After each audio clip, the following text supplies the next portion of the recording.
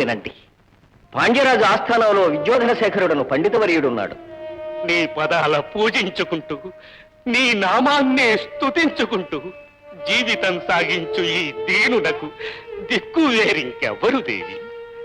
రాజ్యంలో గురుకులములు నడుపుచుండు పండితులు అందరూ ఈ రాజ్య ఆస్థాన పండితులకు ఏడాదికొకసారి 50 మొహరీలను సుంకంగా చెల్లించవలెను. సుంకం చెల్లించు ద్రవ్యం లేదు, అహంభావుని ఓడించు ధైర్యము లేదు. ఈ స్థితిలో చూడు తల్లి, నేను రాజ్యాన్ని వీడవలేను, లేదా నా ప్రాణాలే వదలవలేను. నా తల్లి, నీ ఉద్దేశ్యమేమిటో నీవే నాకు సెలవీయవలెను తల్లి, నీవే నాకు సెలవీయవలెను.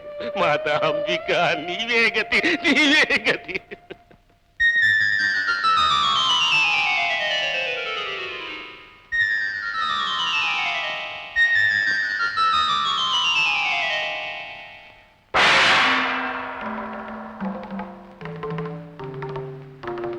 కుమారా, చెంతకురా.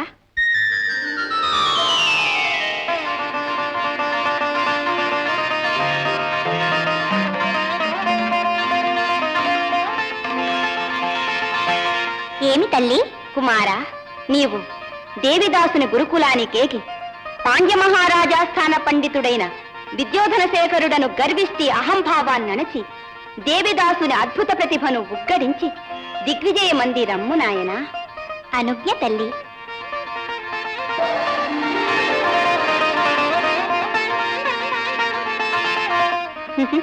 నువ్వేగు పుత్ర.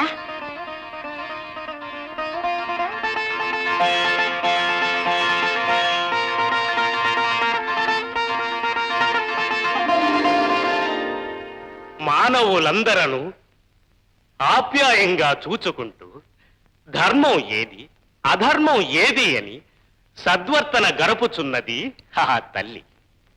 అదే విధంగా వేదమను తల్లి కూడా మనకు సన్మార్గాన్ని చూపుచు రేబవళ్ళు కాపాడుచూ ఉన్నది. ఆశయే దుఃఖము, అది విసర్జించిననే సుఖము. అన్ని ఆశలను విసర్జించి దేవిని పూజించువాడే దేవి అనుగ్రహానికి పాత్ర. ప్రణామం గురుదేవా. ఎవరబ్బాయి నీవు? నా పేరు కుమారుడు, ఊరు ద్రాక్షారామం. తల్లి పేరు మీనాక్షి, తండ్రి పేరు విశ్వేశ్వరయ్య.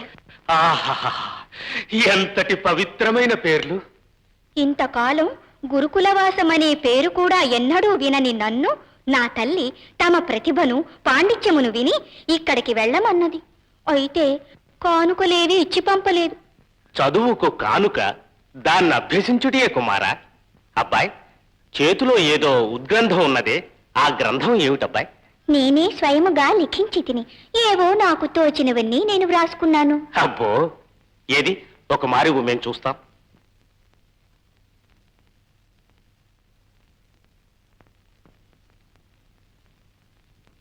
భక్తులను హింసించు పాపి, పతిభక్తి నెరుగనట్టి మగువ, అనాథులను ఆర్తులను వేధించు కఠినాత్ముడు, జనులు భరించలేని సుంకాలు విధించి దుర్మార్గాలకు ఒడిగట్టు రాజు. వీరిలో ఎవ్వరు జీవితంలో సుఖపడలేరు. ఆహాహా, అద్భుతం, అమోఘం! కుమారా, నా గురుత్వమును కోరి వచ్చావంటే నేనెంతో అదృష్టవంతుడను, కృతజ్ఞుడను. సర్వము ఆ దేవి అనుగ్రహం. అవును కుమారా, అవును. నేను దేవీ పూజ పూర్తి చేసుకుని వచ్చేదను. ఓం మహాశక్తి.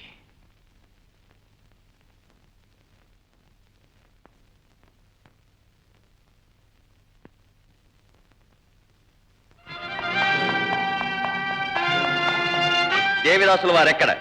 నీవెందుకు అడుగుతున్నావు? నీవెవరు అది అడగడానికి? నేనా? నీవెవరి కొరకు వచ్చితివో వారి శిష్యులలో ప్రథముడను. ఓహో, ఏమన్నావు? మీ గురువు మా ఆస్థాన పండితులకు సుంకం చెల్లించవలెను. పండితులకు సుంకమా? అదేమిటయ్యా?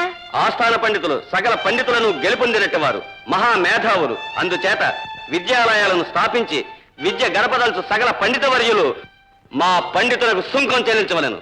ఓహో, విద్యకు సుంకాలా? రాజ్యాన్నేలు మహారాజుకు సుంకం చెల్లిస్తున్నాము కదా, విద్యాధికుడవు పండితునకు సుంకం అవసరమా? అవును.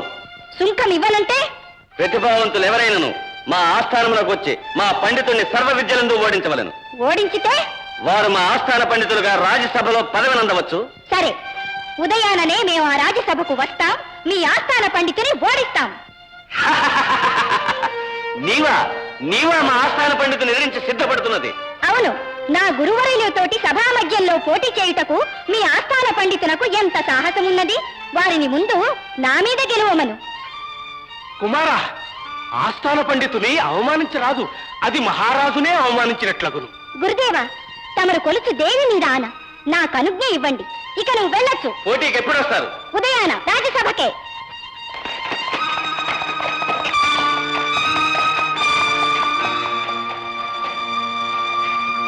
అమాత్య, మన ఆస్థాన పండితుని ఎదిరించి వారితో పోటీ చేయబోనిన గురుకుల వాసి చెట్టుకొచ్చాడా?